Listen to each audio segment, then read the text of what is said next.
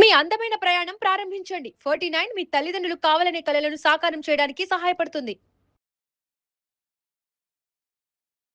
Suman TV ప్రేక్షకులకి నమస్కారం.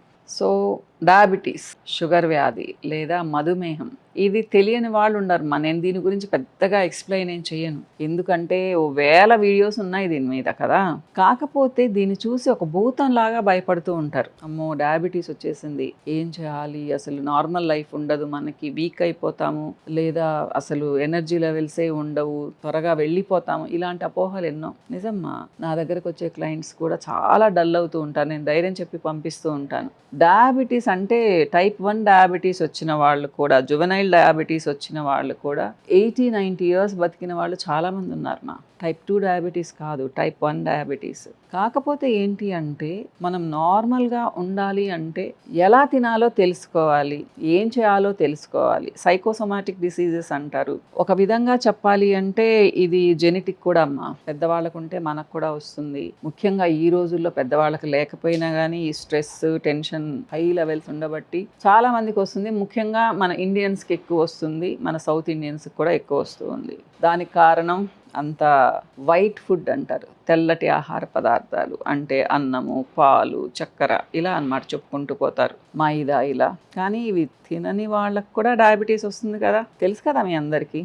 చాలా స్ట్రిక్ట్గా డైట్ ఫాలో అయ్యే వాళ్ళకు కూడా డయాబెటీస్ వస్తుంది. సో దీనికి కారణాలు చాలా అనేకం. మనకు అవన్నీ అనవసరం. వచ్చిన తర్వాత ఏం చేయాలి ఇది ఆలోచించుకోండి. భయపడాల్సిన అవసరం లేదు అస్సలు డయాబెటీస్ ఉంటే. జనరల్గా ఏంటి అంటే stress levels, high stress levels ఉన్న వాళ్ళకు ఒకప్పుడు 40 ఇయర్స్కి వచ్చేది డయాబెటీస్. మా మదర్కి, ఫాదర్కి కూడా 40 ఏళ్ళు దాటిన తర్వాత వచ్చింది. కానీ ఇప్పుడు పిల్లలకి 20-25 ఏళ్ళు, 30 ఏళ్ళ లోపలే డయాబెటీస్ వస్తుంది. HbA1c 6.5 to 7 ఉంటుంది. ప్రీ డయాబెటీస్ అని చెప్తారు. కొద్ది రోజులు మెడిసిన్స్ ఇవ్వరు, డైట్తో కంట్రోల్ చేయమంటారు. 1 or 2 ఇయర్స్ కంట్రోల్ చేసుకోవచ్చు, కానీ తర్వాత బయటపడిపోతుంది కదా. 6.5 అంటే కూడా కేర్ఫుల్గానే ఉండాలి. నా దగ్గరికి చాలామంది వస్తారు, ఏం చేయాలి డయాబెటీస్ ఉంటే. ఫస్ట్ థింగ్ కొంచెం ఉదయాన్నే లేవాలి. అంటే మీరు అనొచ్చు ఇది చాలా కష్టం మేడం అని చెప్పేసి. ట్రై చేసి చూడండి ఎవరైతే ఉదయాన్నే లేస్తారో వాళ్ళకి హార్మోనల్ లెవెల్స్ కరెక్ట్గా ఉంటాయి, లేదా హార్మోనల్ సెక్రీషన్స్ కరెక్ట్గా ఉంటాయి.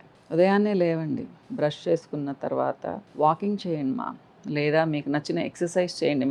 మీరు బయటకు వెళ్ళలేకపోతే కనీసం 45 minutes to 1 hour నిజంగా చేయండి. మీరు ప్రతిరోజు లేదా నెలకు 20-25 రోజులు వాకింగ్ చేశారు అంటే చూడండి మీ డయాబెటీస్ అంటే మీ షుగర్ లెవెల్స్ తగ్గుతాయి. ఎక్కువగా ఉన్న వాళ్ళకు కూడా మీరేం బ్రిస్క్ వాక్ చేయాల్సిన అవసరం లేదు స్లోగా చేస్తే కూడా చాలు, అంత రిజల్ట్ ఉంటుంది వాకింగ్ అన్నమాట. ఇకపోతే ఆల్రెడీ మీరు మెడిసిన్స్ వాడుతూ ఉంటే చాలామంది మిస్ చేస్తూ ఉంటారు. ఏముందిలే ఈ ఒక్క పూట వేసుకోకపోతే, ఈరోజు తక్కువ తిన్నాను కదా అని చెప్పేసి వేసుకోరు. ఇది చాలా తప్పుమ్మా. కరెక్ట్ టైంకి వేసుకోండి. 2 రకాలు ఇస్తారు, ఫుడ్కి ముందు, ఫుడ్కి తర్వాత.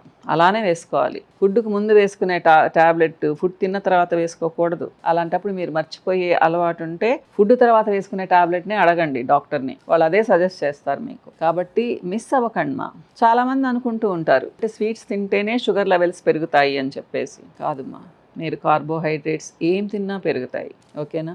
కార్బ్స్ అంటాం కదా, పిండి పదార్థాలు. అది మీరు చపాతీ తిన్నా పెరుగుతాయి, రాగి రొట్టెలు తిన్నా పెరుగుతాయి, సజ్జ రొట్టెలు తిన్నా పెరుగుతాయి, జొన్న రొట్టెలు తిన్నా పెరుగుతాయి. ఎక్కువ తింటే, లిమిటెడ్గా తింటే ఏం తిన్నా కానీ ఏం కాదు.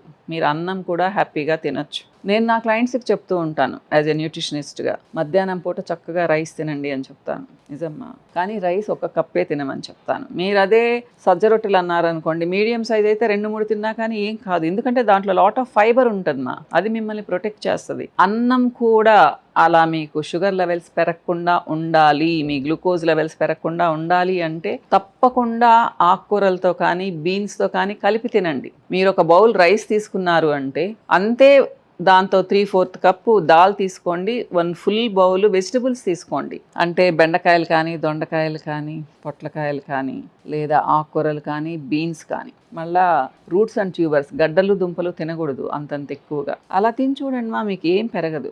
ఉదయం కూడా బ్రేక్ఫాస్ట్ చేయండి హ్యాపీగా. 3 ఇడ్లీలు తినచ్చు, కొబ్బరి చట్నీ కానీ, పల్లీ చట్నీ కానీ తినచ్చు, దోశలు కూడా 3 తినచ్చు. బన్సీ రవ్వ ఉప్మాలు తినొచ్చు, మామూలు లిమిటెడ్గా మీరు తీసుకుంటే షుగర్ లెవెల్స్ పెరగవు.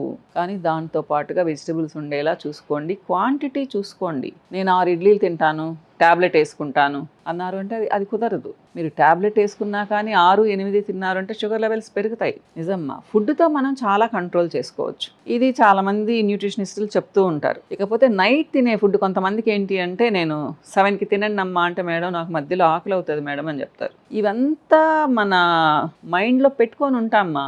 మీరు 5 గంటలకే తిని నాకు ఇంకా నైట్ వద్దు అంటే మీకు నైట్ ఆకలి వేయదు. ట్రై చేసి చూడండి.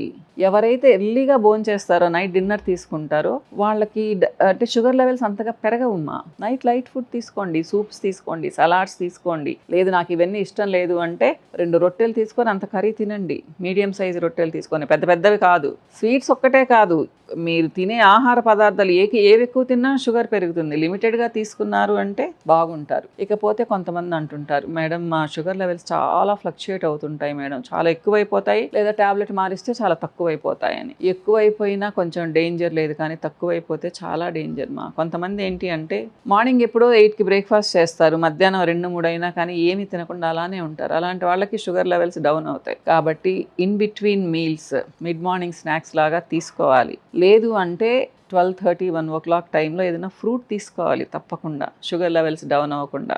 ఇది చాలామంది ఫేస్ చేసే ప్రాబ్లమ్ మా, ముఖ్యంగా జాబ్ చేసుకునేవాళ్ళు. ఇంట్లో వాళ్ళకి ఈ ప్రాబ్లం ఉండదు. కాబట్టి ఎవరు కూడా ఎక్కువసేపు ఎంప్టీ స్టమక్తో ఉండకండి. అలవాటుగా తినేవాళ్ళు ఇదొకటి మైండ్లో పెట్టుకోండి మా. ఇకపోతే నిద్ర ప్రాపర్గా ఉండేలా చూసుకోండి. మీ డైట్లో అన్ని రకాల రంగుల వెజిటబుల్స్ ఉండేటట్టు చూసుకోండి. ప్రతి రంగు అంటే ఉదాహరణకి red colour, brown colour, orange colour, yellow colour మీకు తెలుసు. తర్వాత ఊదా రంగులు, మనకు రెయిన్బోలో ఏమేమి కలర్స్ ఉన్నాయో అవన్నీ మన కిచెన్లో ఉండేటట్టుగా చూసుకోవాలి, మనం కర్రీస్లో ఉండేటట్టుగా చూసుకోవాలి. ఇది కూడా ఒక మంచి టిప్ డయాబెటీస్ కంట్రోల్లో ఉండడానికి మా.